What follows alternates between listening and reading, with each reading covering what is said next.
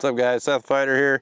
I'm going to show you how I rig up the Feider Fly. They come like this out of the package, it's just marabou on there. One thing I do though, everybody's got these if you wacky worm at all. You got a bunch of tore up stick worms. I'll just trim the last little head or tail off the stick worm. This hair jig's got a small wire keeper on it.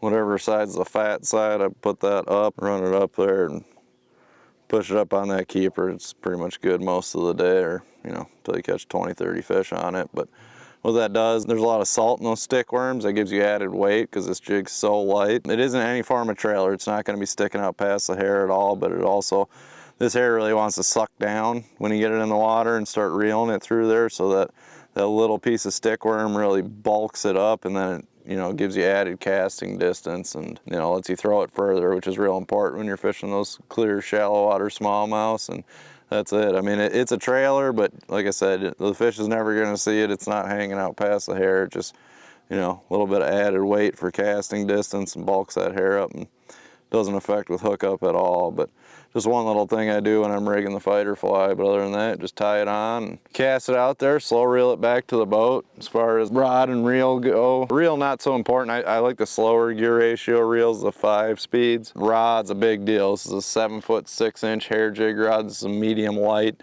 And then the braid you use is a big deal too. This is Suffix Nano braid. It's a super thin braid. The only thing I really use it for is hair jig fishing. It's an 8-pound braid, but I think it's only like a 2-pound diameter.